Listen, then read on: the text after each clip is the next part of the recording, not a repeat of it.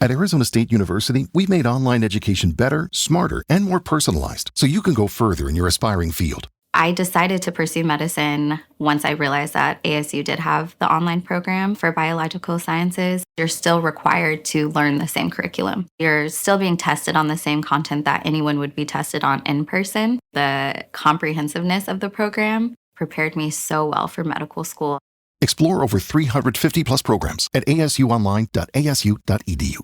And every Tuesday afternoon at this time, we bring in the play-by-play voice on the radio of your Columbus Clippers, heard on sister station Fox Sports AM 920, Mr. Ryan Mitchell. And Ryan, we started the second half out in Des Moines last week with a darn good start, and the team's getting hot. Yeah, they played pretty good ball at the end of the first half, which didn't help at all in the standings because that horse was kind of out of the barn. But, we've talked about it. You don't want to try and flip a switch when you get to the second half. You already want to be at pretty much full speed. So I think the boys are playing some pretty good ball right now, and they took 4 out of 6 against the Iowa Cubs, and now a 6-game series with the Toledo Mud Hens over 2 different cities. The first 3 games will be in Toledo. We come home for the 4th, 5th, and 6th against those Mud Hens, and things are on an upswing for the Clippers right now, no doubt. Boy, they sure are. They had a problem scoring runs there for a long time, but you hung 12, 8, couple of 6s. That's despite a lot of call-ups. Yeah, been some roster churn. That's always the case in AAA. That's what AAA is for, right? To support the major league team. But you get some of these guys confident and comfortable, and the lineup gets a little bit longer when you've got guys like C.J. Kafis doing very, very well. Chase DeLauder, Juan Brito came back from injury last week. That was a big bonus for the Clippers as well. So when you can kind of lengthen out your batting order, then you just hand the baton to the next guy. We're trying to do that in Columbus. The Guardians are trying to do it in Cleveland. And when you have success, well, that's when the W's come. And, of course, it's not tonight, but July 4th, what a great giveaway they have. Yes, indeed. I mean, when you see those Stars and Stripes jerseys on the field, a lot of people kind of say, boy, I'd like to have something like that. And then you've got your chance to get it, but get to the ballpark early because, they are limited. So on the 4th of July, then we got the big fireworks on the 5th and a getaway on Sunday against the Mud Hens. And, you're talking about the affiliates for the Cleveland Guardians and the Detroit Tigers. They're rivals in the major leagues, and we're certainly rivals in the Buckeye State here as well. So it should be a big, big weekend at Huntington Park. Before we let you go, as we started last week, Ryan, tell us something about the Clippers right now that anybody not listening won't know. If they pay attention to some press releases, they might know this, but the Clippers had 2 players who were named to the Futures game that will be played during All-Star Weekend in the Major League. C.J. Kafis and pitcher Parker Messick will be part of the American League Futures rosters. That's a pretty exciting thing. And that's just hot news out,